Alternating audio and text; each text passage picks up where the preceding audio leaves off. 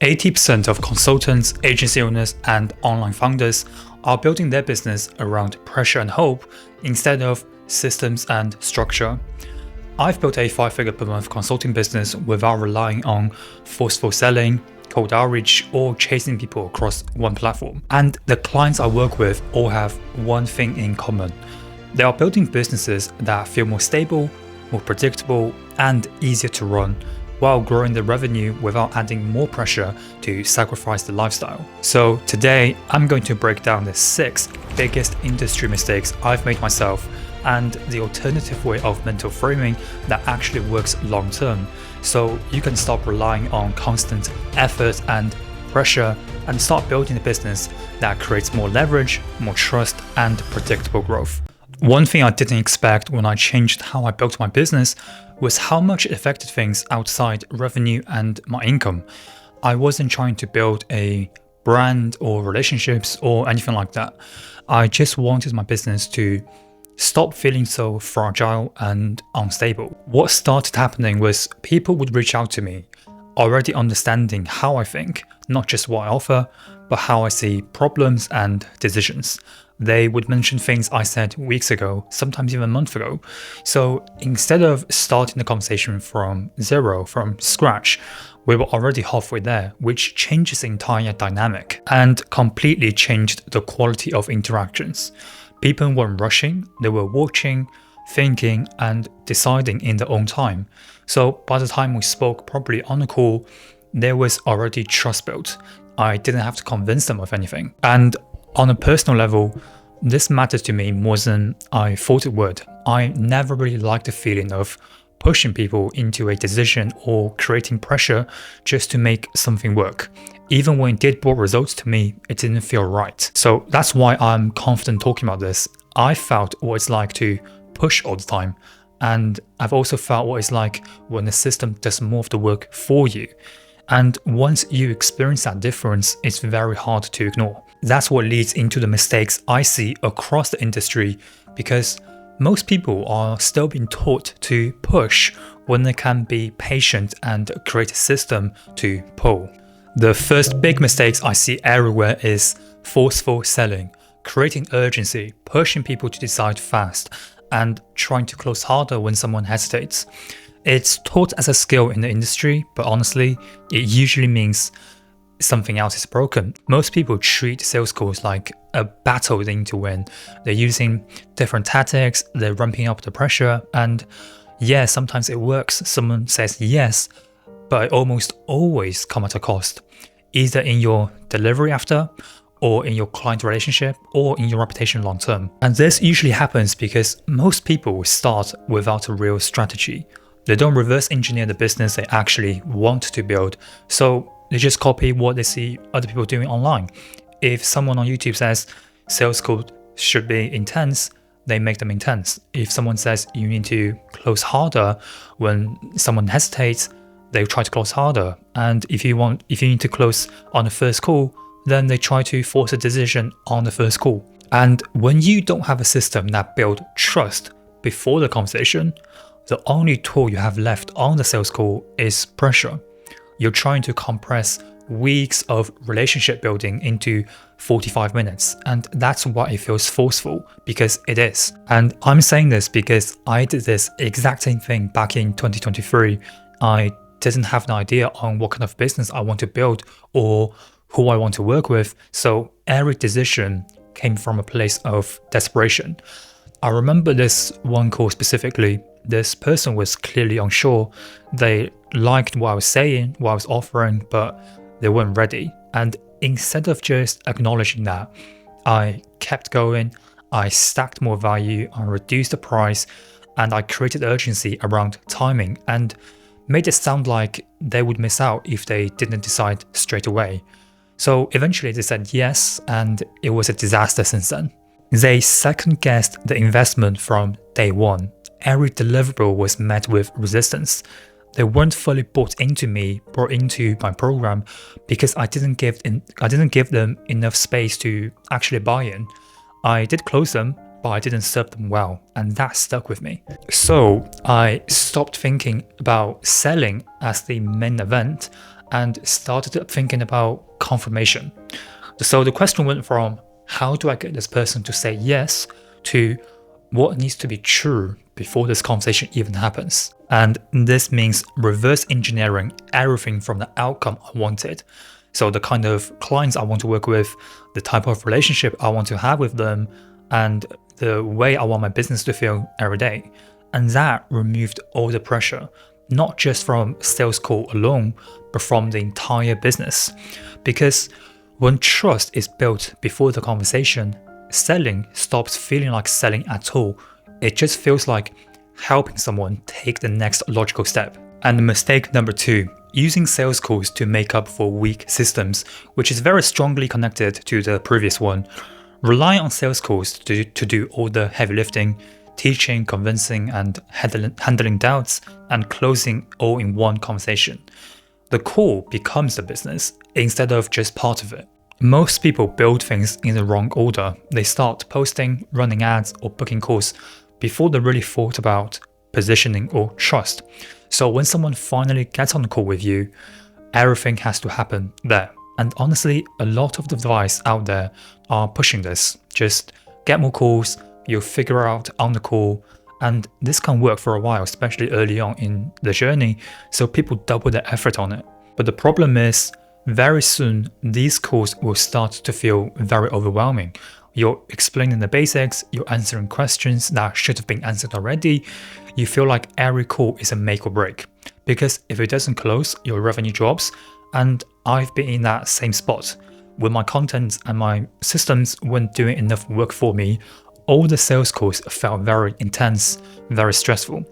I had to perform to convince, and that's not scalable, and it's not a great way to run a business long term. And the fix to this issue isn't taking less sales calls, it's doing better work before the call ever happens. So that means produce clearer content, align with your messaging and positioning, and clear expectations about who you help and how you help them. And the funny part is, the less you rely on sales calls to save the business, the better they actually work. When the calls aren't doing all the work, they can actually do their job properly. And once you see that and experience that yourself, it's very hard to unsee it. Most people aren't bad at sales, they're just using sales calls to cover for the rest that should have been built earlier. Mistake number 3, relying on one short form platform instead of a distribution system.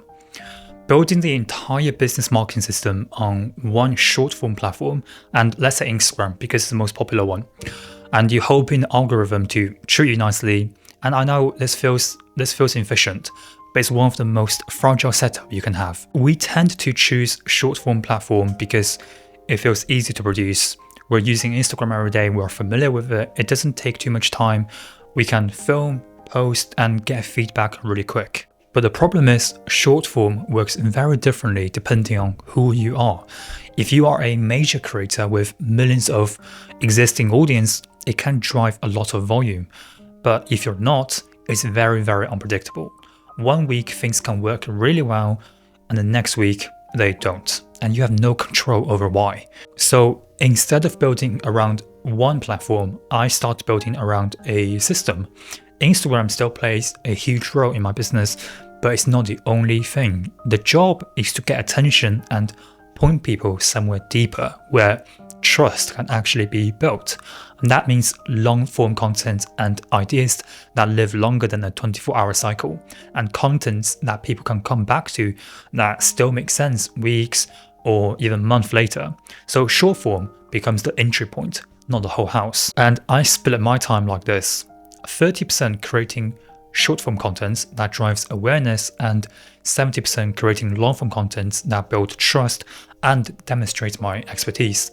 And this alone removes a lot of pressure from content creation, because you're not trying to explain everything in 60-90 seconds.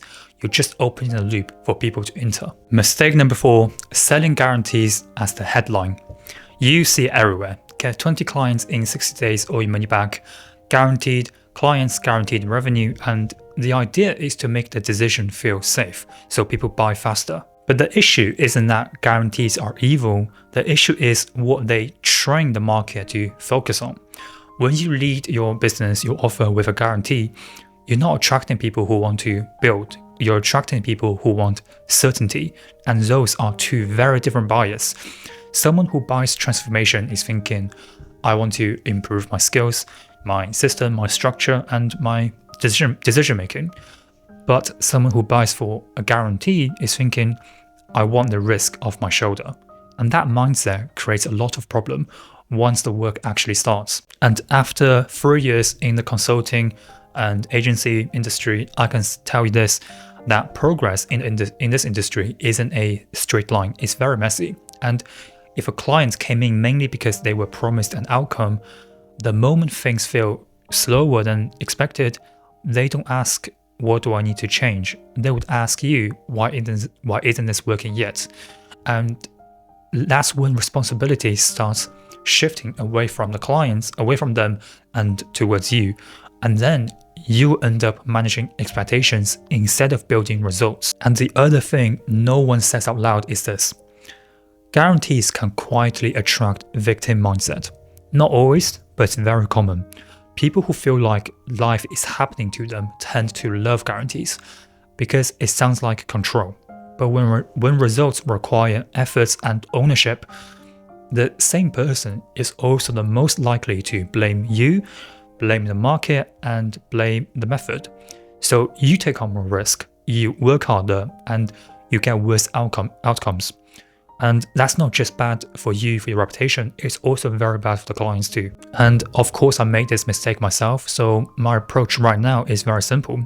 I simply sell transformation for the outcome, not certainty. This means I'm clear about the outcome we're aiming for, but I'm equally clear about what the work involves and what the client is responsible for. I'm not trying to remove all the risk. I'm trying to build trust and alignment so the right person converts for the right reason. Guarantees reduce anxiety in the moment, but they also reduce ownership from the client. When you stop selling guarantees, something interesting happens. You're no longer trying to promise outcomes you can't fully control, which is a good thing, but it also exposes another habit a lot of people fall into without realizing it. Instead of using guarantees to reduce pressure, they start using effort. That's where hustle quietly replaces leverage. It feels responsible at first, you care about your clients, so you put more of yourself into the work, you show up more, you try harder, but over time, the effort becomes the system. And when effort becomes the system, the business starts depending on you in a way that don't scale. That's why the next mistake is so common, especially among capable people with good intentions.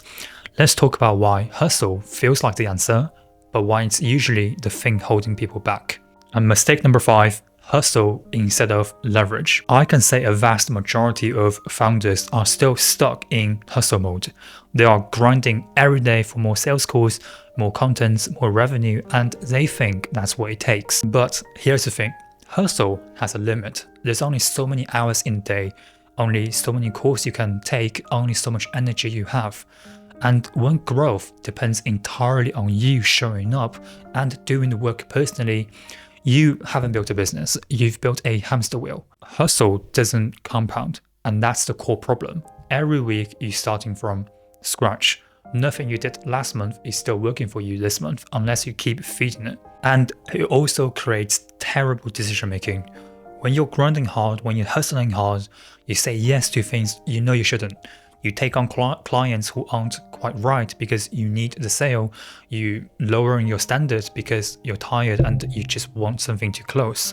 And that keeps you busy, but it doesn't actually move you or your business forward. And eventually you will hit a wall. You can grind for a few months, maybe even a year, but you can't sustain it long term. So burnout is a matter of when, and the second you stop, everything stops with you. I was a definition of hustle mode early on. My entire strategy was just do more. There was this 1 month where I looked at my calendar and counted 32 discovery calls. That's 32 conversations with people I didn't know, and most of them were never going to convert. I was completely fried. My inbox, my DM inbox was a nightmare. I had no space to think and let alone do any good work for the clients I already had. The worst part was my revenue barely moved. I was running twice as hard just to stay in the same place. And I remember thinking to myself, if this is what it takes to make 6 figures, what it's going to be like to make 7? The math didn't really make sense to me. I couldn't 2 times my effort without breaking, let alone 10 times it. And that's when I realized hustling isn't a strategy, it's what you do when you don't have one. So I had to completely flip my mind, and instead of asking myself, what can I do today to make a sale, my mentor said to me, what can you build once today that keeps working long term? And that's called leverage. Creating something once that pays you multiple times. So writing one piece of content that generates leads for a month, recording your process once so you're not explaining over and over again. And so since that conversation with my mentor, my goal has become to build assets, not just completing tasks. And this means getting really intentional about where my time went. If something required me to trade hours for dollars with no lasting benefits, I stopped doing it, because every hour spent hustling hard was an hour I wasn't building something that could scale. And the last mistake number 6, the expectation of immediate results. At the start, people start posting content and want clients in 2 weeks. They build a system and expect it to be perfect after 1 month. This expectation kills more businesses than anything else, because people quit before it has time to work. They switch different approaches every 30 days, chasing the next shiny tactic, and never actually give anything enough runway to compound. Trust takes time to build, authority takes time to establish, and system take time to optimize. There's just no other way around it. And when someone sees your content for the first time, they are not ready to buy. They don't know you, they don't trust you, they don't fully understand who you are and what you do. They need to see you show up consistently and consume multiple pieces of content. They need to see you demonstrate your expertise over and over again before they're even ready to consider working with you. But the problem is, we live in a world that celebrates speed. Everyone wants a shortcut, the hack, the thing that works less than 30 days, which is why I mentioned selling guarantees earlier. So when the reality doesn't match the timeline, people assume what they're doing is wrong and pivot into something else, and the cycle repeats. I had to completely reframe how I thought about time. I stopped optimizing for immediate results and started optimizing for compounding results. I committed to different strategies for quarters, not just weeks, and judge the success of certain strategies by leading indicators, me showing up consistently, my messaging, and whether the right people starting to notice, not just by how many clients I closed that month. And I also got very honest about what fast actually means. In the consulting industry, if you're starting from zero, 3 to 6 months to get real traction is fast. A year to build a sustainable pipeline is fast. And 2 years to have a business that runs smoothly without you constantly hustling is considered fast, but only if you don't restart every month. So here is what I realized. The expectation of immediate results is usually just fear dressed up as impatience. Fear that you picked the wrong niche, that you're not good enough, or that you're wasting time. So you keep chasing things to feel like you're making progress, even though you're actually just resetting the clock. If you want a consulting business or agency that lasts, you have to be willing to do things that don't pay off immediately. You have to be patient enough to let trust build, to let authority establish, and your system optimize over time, because the businesses that try to skip that process don't just struggle, they don't survive. So let's bring this together. These 6 mistakes are all connected. None of these mistakes means you're bad at what you do. They're not intelligence problems or effort problem. They're just model problems. Most people are simply following advice that works fast, but not advice that holds up over time. Most people never stop to look at what's not working. You're here because you're willing to question it. Here's what I want you to see. If you build this right, this is one of the best businesses you can run. You work with people you respect, you solve important problems, you structure your day how you want, but it requires thinking differently, building for the long term, creating leverage instead of just working hard, and being patient enough to let things compound. When you do that, you create something rare, a business that doesn't just pay bills, but gives you freedom, income, and the impact you got into this for.